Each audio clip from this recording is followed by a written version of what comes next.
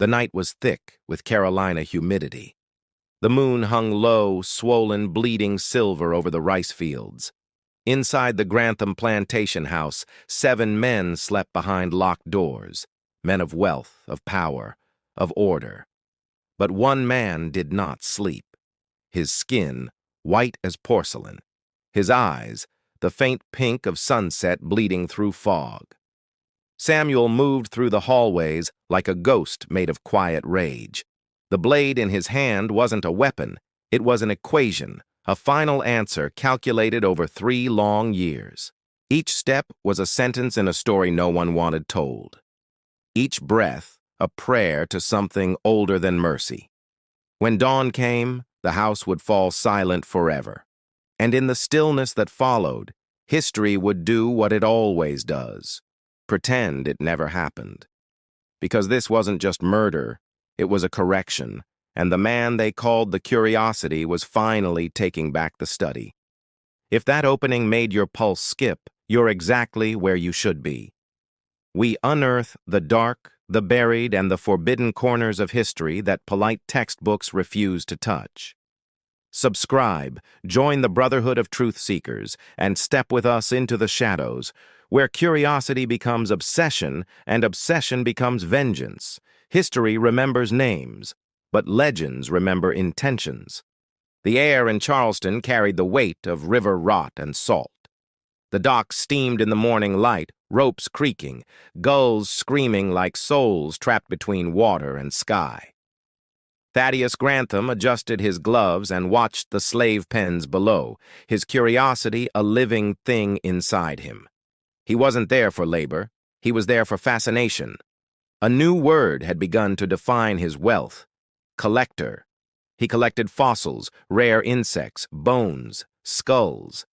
But today he sought something breathing, something that blurred the lines between man and phenomenon. His factor, Edmund Rutledge, moved beside him. "You'll want to see the pen at the back, sir. Georgia trader brought in a curiosity, man's pale as chalk, eyes like rose glass." Thaddeus's pulse quickened. The scientist in him stirred. He followed, boots sinking in mud, through the din of the market. The smell of sweat, blood, and tobacco pressed against the lungs. Voices auctioned flesh in tones too casual to carry shame. Behind a row of chained men, one figure sat alone, the light bending differently around him. His skin looked like spilled milk, his gaze unearthly. Samuel looked up slowly, deliberate as if testing light itself. His eyes were the color of morning frost on fresh blood. No sound left his mouth, but the space between them thickened. Thaddeus stopped breathing for a heartbeat. Something rare had looked back. Harwick, the trader, spat to the side. "Can't put him in the fields. Sun eats him alive, but he reads, speaks proper. Educated fool thought that made him worth more." His words dripped contempt, but Thaddeus only saw potential. He stepped closer, studying the man like one might study a fossil encased in ice. "You can read?" Samuel's reply was even, measured, respectful. "Yes, sir." His voice carried calm like the surface of a deep well. "What did you read last?" Thaddeus asked, testing. Samuel hesitated, the pause too precise to be fear. "The Gospel of Luke," he said finally. His accent was southern, but refined. Harwick chuckled. "Boy quotes scripture better than a preacher." "Recite," Thaddeus ordered softly. The market noise faded as Samuel began. "Blessed are ye poor, for yours is the kingdom of God." His voice filled the air like a hymn to something broken and unseen. Thaddeus felt something inside him shift, a hunger that had nothing to do with flesh or faith. He was hearing the mind of a man the world refused to see. In that blindness, Thaddeus saw opportunity. Science disguised as morality, vanity disguised as discovery. 750, Thaddeus said at last. Rutledge winced, but the money changed hands. Samuel's wrists were bound again, though not out of need. Tradition required it. The rope tightened around pale skin, and the crowd looked away. The wagon ride home was long and heavy. Cypress knees jutted from swamp water like skeletal fingers. Thaddeus sat straight, writing in his small leather notebook. Subject acquired. Condition exceptional. Eyes nearly translucent. Each word built the first page of an experiment. Rutledge broke the silence. You mean to keep him in the main house? Observation requires proximity, Thaddeus said without looking up. He saw beyond the road ahead into journals, diagrams, presentations. Fame through classification. Truth through control. Samuel sat in the wagon bed, hands folded. His face gave nothing. Behind stillness hid calculation, layered and patient. He counted turns of the wheels, memorized the rhythm of the horses, every sound embedding into his mind like data. At Grantham Plantation, the air hung heavier, soaked with the scent of rice and sweat. Overseers barked orders and iron rang against wood. The men in the fields looked up as Samuel was led past them, then down again quickly, crossing themselves. The main house rose from the swamp like a monument to arrogance. Columns white as bone, windows dark as confession. Inside, everything gleamed with the polish of money trying to disguise rot. Samuel was placed in a small room near the kitchen. That night, as the house slept, Thaddeus wrote his first official entry. Subject appears docile. Exhibits advanced literacy. Skin reacts to lamplight. Further study required.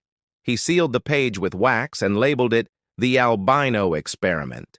In the quarters, Samuel lay awake, hands clasped over his chest like a corpse pretending peace. He watched moonlight bleed across the ceiling. Every master he'd served saw only strangeness. None had seen the intelligence measuring them back.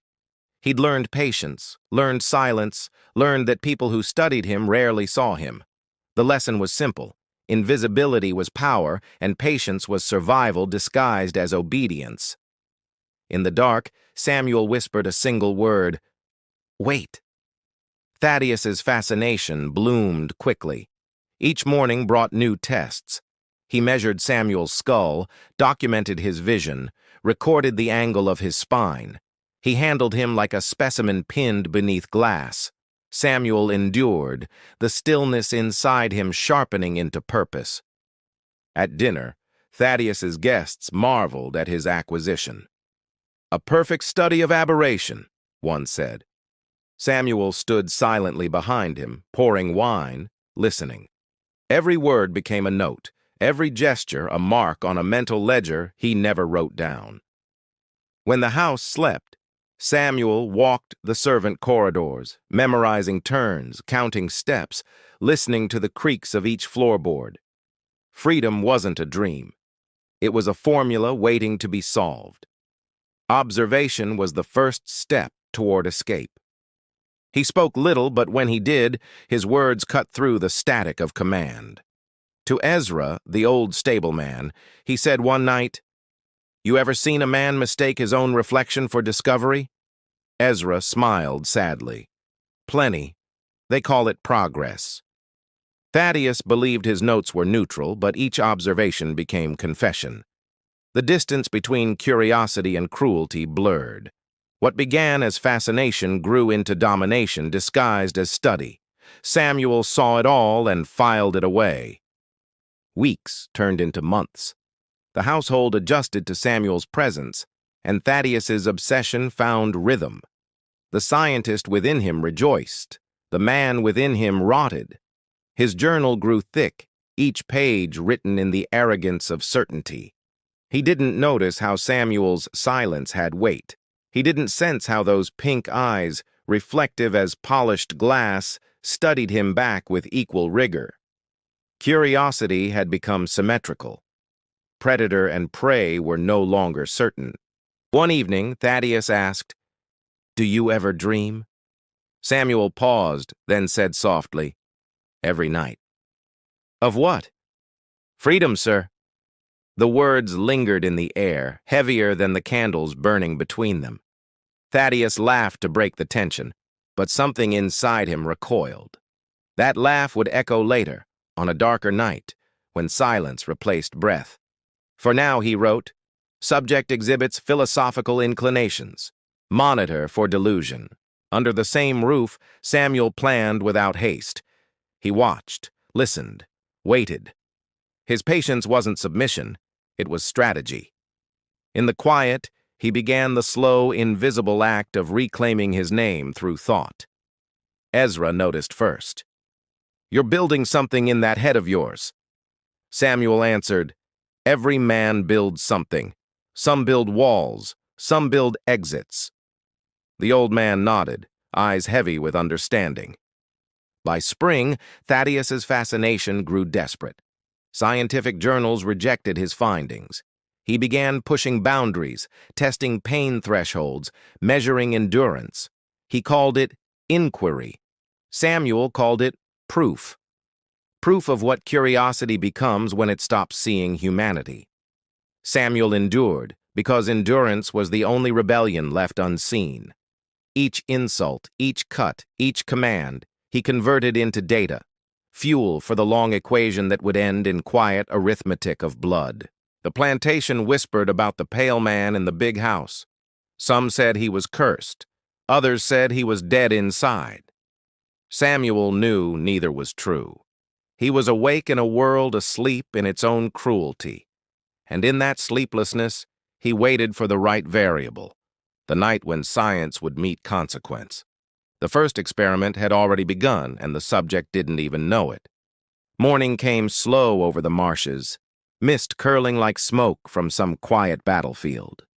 The plantation stirred with motion, men moving, hammers ringing, voices carrying through the damp air. But inside the house, silence reigned like ceremony. Samuel rose before dawn as he always did. He washed in cold water, buttoned his shirt, and waited for the sound of Thaddeus's footsteps. The scientist kept exact hours, and Samuel had learned each one by heart. Thaddeus entered with his notebook in hand, spectacles glinting. Light tolerance test, Samuel, he said without looking up. The words fell flat, stripped of humanity. Samuel nodded, stepping into the bright square of morning light that pierced the room. The pain burned quickly, his skin reddened, his eyes watered. But he didn't move. Thaddeus scribbled notes, measured minutes, called out numbers that sounded like sentences from a sermon only he believed. Remarkable, he whispered.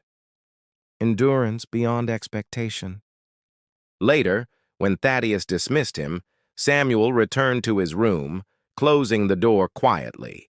He sat on the bed and pressed his hands together, feeling the tremor in his fingertips fade. Each test strengthened his resolve. Each observation clarified purpose. Downstairs, Edmund Rutledge handled plantation accounts, muttering to himself about shipments and debts.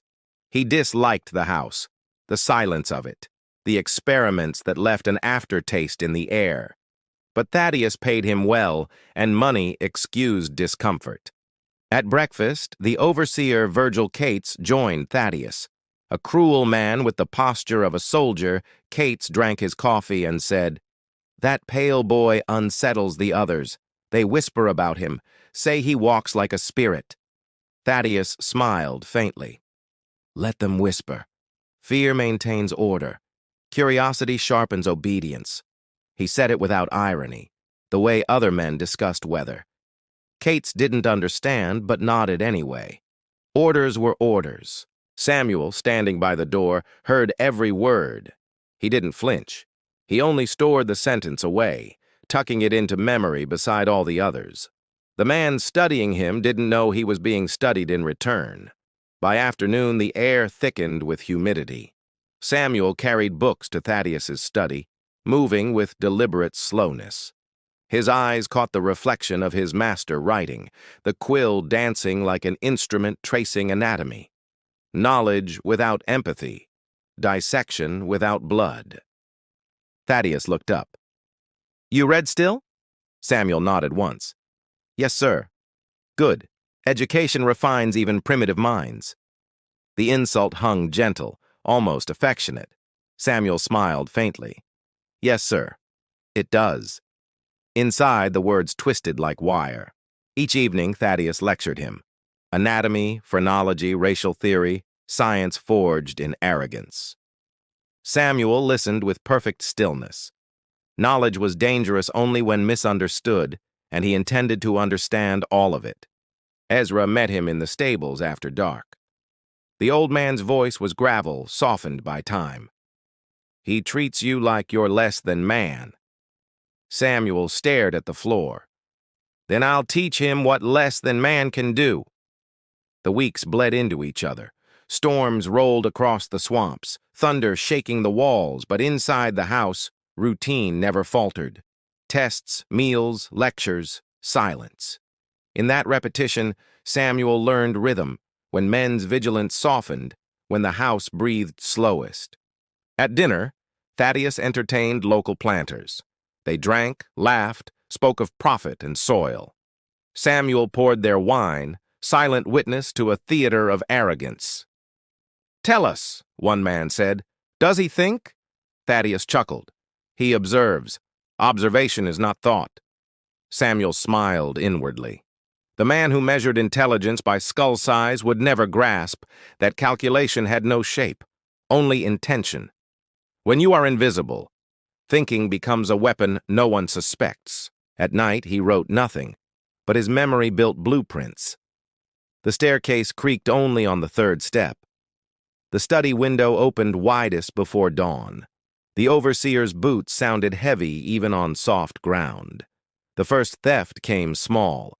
A quill from Thaddeus's desk, then a sheet of letterhead, then ink, harmless things, unmissed. But in Samuel's hands, they were tools, steps toward something greater than survival. By midsummer, Thaddeus's obsession reached fever pitch. He invited a doctor from Charleston, another collector of curiosities. They debated Samuel like philosophers discussing weather patterns. Samuel stood between them, object and mirror both. Dr. Haynes leaned forward. "Does he comprehend moral reasoning?" Thaddeus replied, "He recites scripture, but understanding.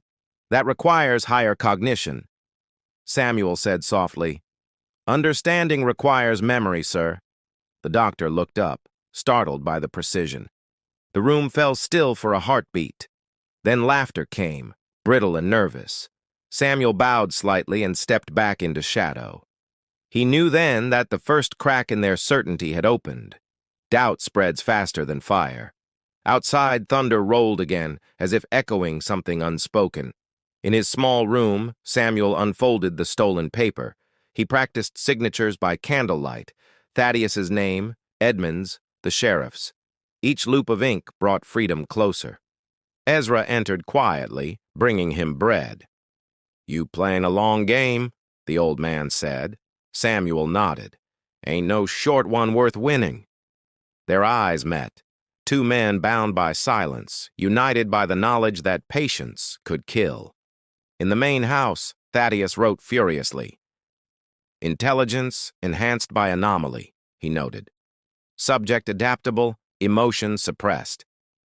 He believed what he wrote because belief made cruelty seem like science. Samuel would let him keep that illusion. The next morning, Samuel requested geography books, claiming curiosity about the world. Thaddeus obliged, amused. "Learning the shape of things you'll never see?" he asked. Samuel replied, "Even a man in a cage can study the sky." Edmund Rutledge overheard, frowned, but said nothing. He saw something dangerous behind that calm tone. But men who profit from silence rarely break it. He chose ignorance, the safest form of complicity. Weeks later, another visitor arrived. A preacher, old and proud, come to bless the household. During supper, he asked Samuel, "Do you fear God?" Samuel looked him dead in the eye. "I fear misunderstanding more."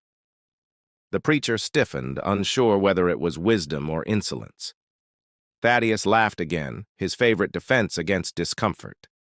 But Samuel saw the flash of unease behind the smile. Every laugh left a crack. Autumn came with long shadows. Rice harvest heavy, air thick with decay. Samuel moved unnoticed through the cycles of work and study.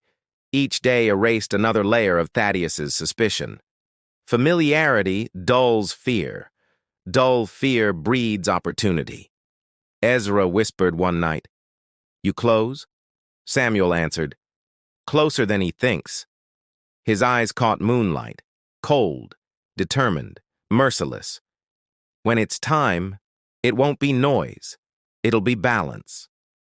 Ezra said nothing more. Inside his journal, Thaddeus wrote of progress. He couldn't see that the true experiment had shifted. The observer was now the observed. The master's notes recorded not Samuel's evolution, but his own descent into blindness. One evening, Thaddeus stared at Samuel too long. "You think me cruel?" he asked. Samuel replied evenly, "I think you're curious." Thaddeus smiled. "Same thing in the end." Samuel's eyes didn't move. "Not always, sir." That night, Samuel dreamed of rivers that ran backward, carrying men like driftwood toward something inevitable. He woke before dawn, sweat cold on his chest, heart steady as a clock waiting to strike. By winter's edge, his preparations were complete. The forged papers, perfect. The knife sharpened, the map memorized. All that remained was the moment, the exact hour curiosity would meet consequence. Outside, the marsh wind howled. Inside, Samuel whispered to the dark, "Observation complete." The experiment was ending. What came next would be proof. Night dropped over the plantation like a curtain pulled slow and deliberate. The house breathed its final calm, unaware that every wall had been memorized, every lock accounted for, every heartbeat timed to precision. Samuel sat alone in his small room. The candle burned low. The forged papers lay folded beside the knife, its blade clean, its edge whispering promise. He had waited 3 years for silence this deep. Downstairs, Thaddeus worked in his study, eyes red, ink staining his fingers. His notes had become confessions, pages filled with the arrogance of a man certain knowledge justified cruelty. He never noticed the faint shift in air. At midnight, the house settled into sleep. The wind moved through the moss like a sigh. Samuel rose, steady as ritual, and tied the knife to his wrist with a strip of cloth. Precision disguised as devotion. He passed through the corridor without sound, the boards memorized underfoot. The servant's stare carried him upward, breath synchronized with the ticking of the hall clock. Every second counted, every second earned. The third floor waited, hushed. Rooms arranged in sequence like chapters of a life that had never considered consequence. Samuel's shadow slid across the doors, a quiet specter born from study. He stopped before the first door. Behind it, the child of privilege dreamed without fear. Samuel's hand trembled once, then steadied. Mercy had no mathematics here. What he sought wasn't cruelty, it was equation, perfect and cold. The knife descended once, swift as thought. No scream, no sound. The body stilled beneath moonlight. He moved to the next door, breath even, pulse a metronome counting out years of humiliation repaid. By the time he reached the final room, the silence had shape. Each heartbeat echoed like the ticking clock downstairs. Samuel hesitated, feeling the weight of what he'd become. Man, myth, inevitability. Then he finished what he'd begun. He cleaned the blade on linen, folded it carefully. The motion wasn't rage, it was control. Control was the only freedom ever left to him. He had reclaimed it completely. Descending to the second floor, he found the master bedroom. Candlelight flickered through the keyhole. Inside, Thaddeus slept on his back, a man certain the world would always bend toward him. Samuel entered without hesitation. He stood at the foot of the bed, watching. For the first time in 3 years, he spoke without being spoken to.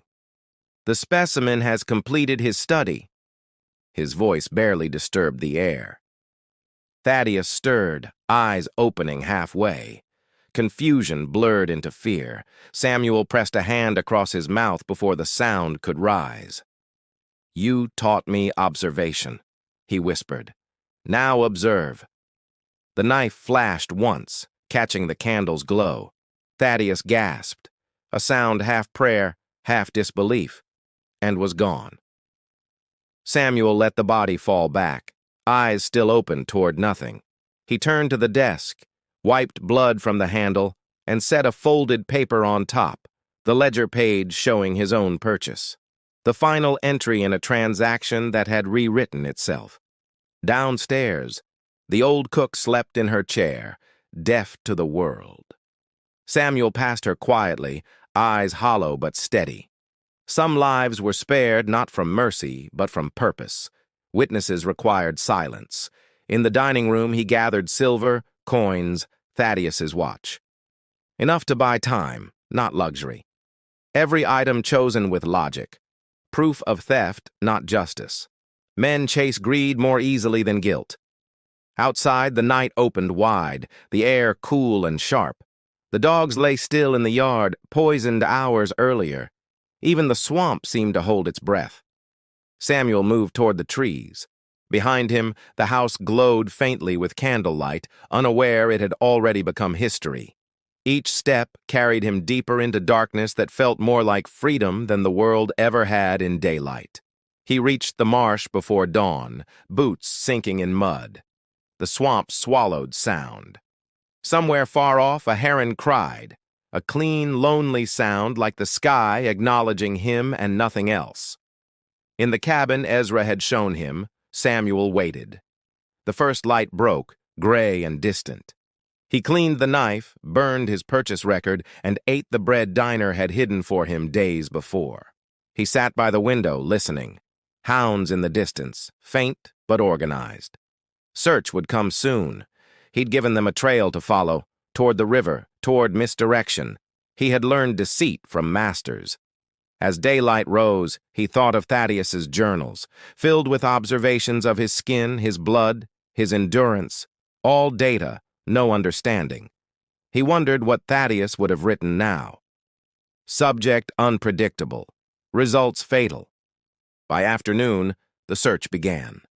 Riders shouting through the fields, dogs cutting across the low country. Samuel watched from the cabin door, calm as a ghost. They were hunting the shadow he'd already shed.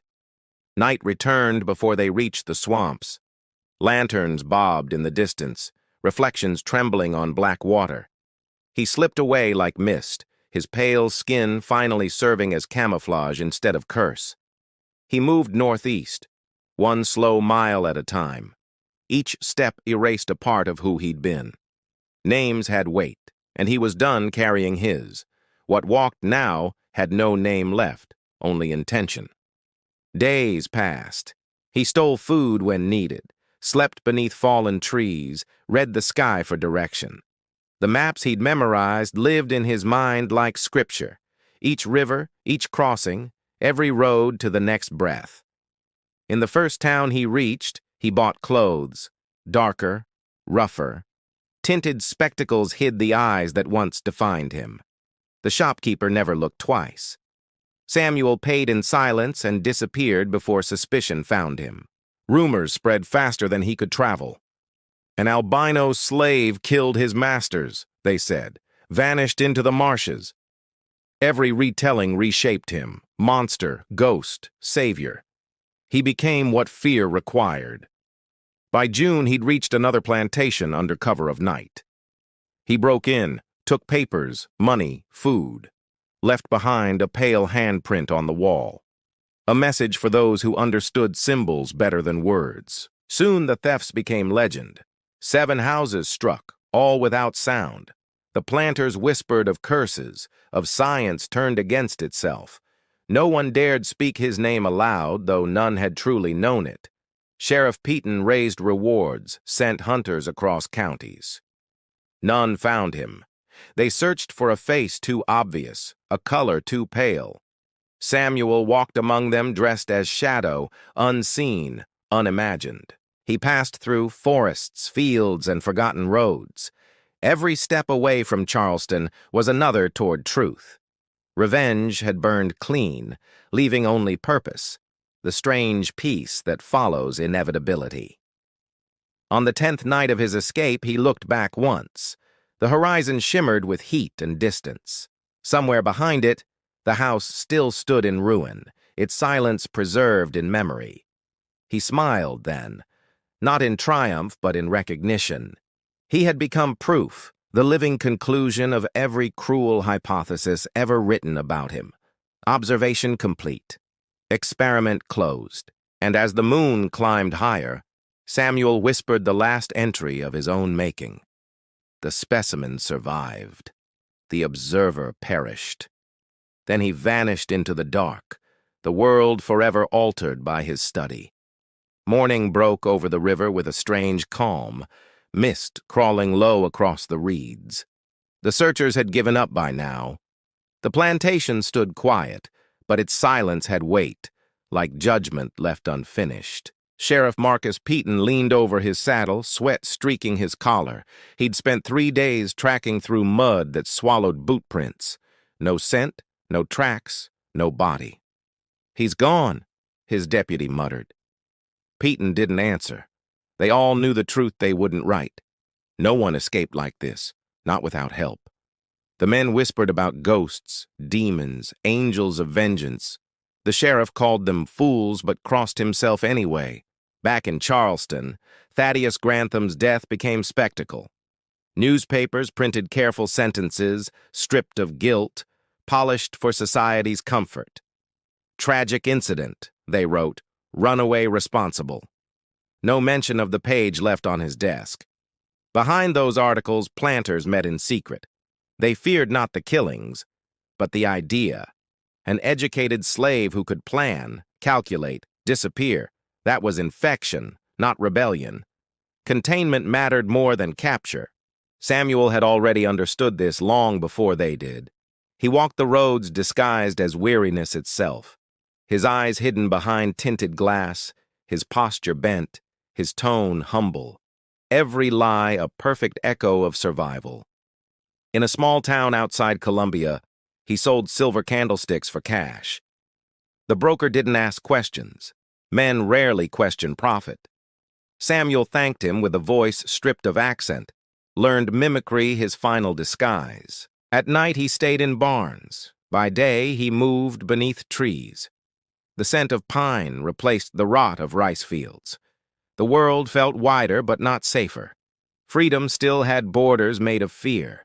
He remembered Ezra's words. Vengeance got a price.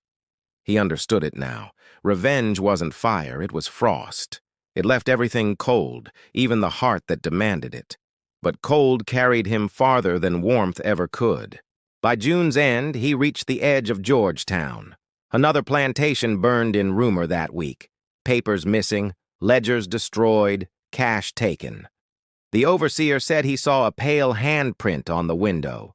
The pattern repeated, one man's legend becoming another man's dread.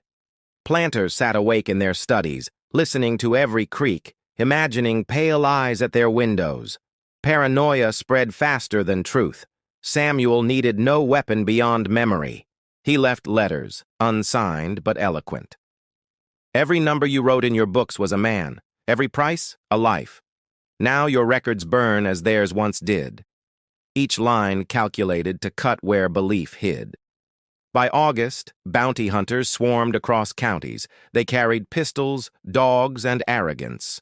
None noticed the quiet figure who helped them load supplies, who pointed them north when the trail turned south.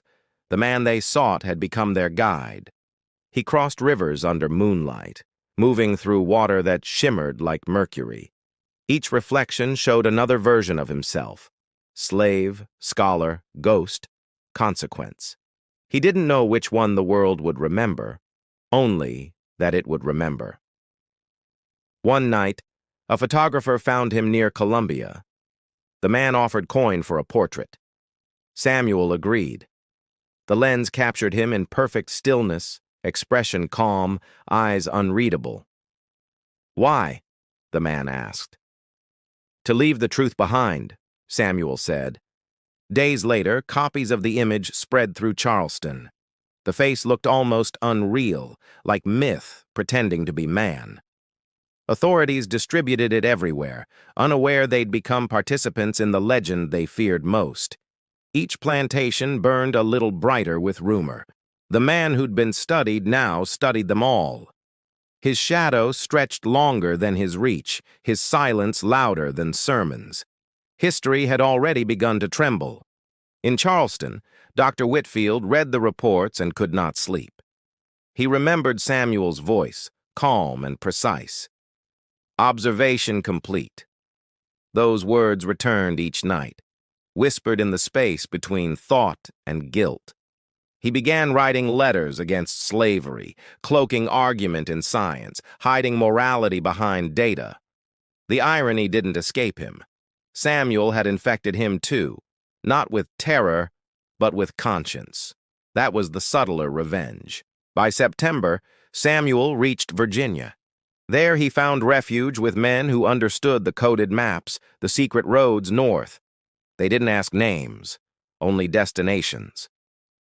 Canada, he said softly. They nodded. One drew him a line in charcoal. He followed that line for weeks, through rain and hunger, sleeping where shadows allowed. Sometimes he dreamed of Thaddeus staring into the knife's reflection. Sometimes he dreamed of nothing at all. Both dreams felt honest. In Richmond, he spent one night at a small hotel. The clerk remembered the pale traveler with strange eyes, polite voice, and exact change. In the morning, he was gone, leaving behind only a burned scrap of paper. That scrap read, "Science teaches consequence." The clerk kept it folded in his ledger for years, unsure if he'd met a murderer or a messenger. The difference mattered less with time. When Samuel crossed into Pennsylvania, autumn had already painted the trees. Freedom didn't arrive with trumpets. It came quiet, a breath he hadn't realized he'd been holding for 22 years. He let it out like confession. In the town of York, a conductor on the Underground Railroad named Thomas Garrett met him. The pale stranger carried maps, worn and folded, and a single page of old ledger paper. He burned it in Garrett's stove without word. Garrett asked where he would go. Samuel replied, "Where men don't measure other men." Garrett nodded slowly. That answer was sermon enough. They parted before dawn, the smoke of the burned page still clinging to the air. Weeks later, the Charleston press declared him dead, drowned in the Ashley River. It was easier that way. The system needed closure more than justice. The lie became history faster than truth ever could. Yet truth lingered, carried by those who whispered in the fields at night. They spoke of a man pale as bone, who moved like silence, who turned observation into liberation. They said his name quietly, half in awe, half in fear. Years passed. The house where it began fell to ruin, its columns swallowed by vines. The land was divided, sold, forgotten.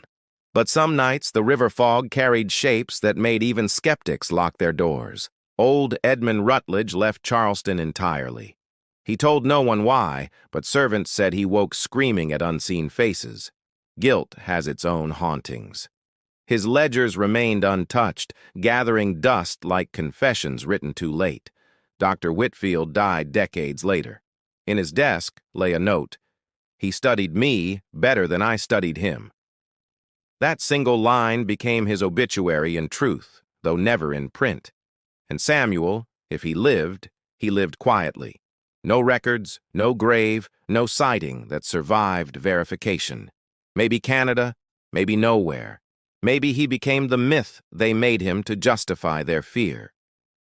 But in the corners of history, his presence stayed.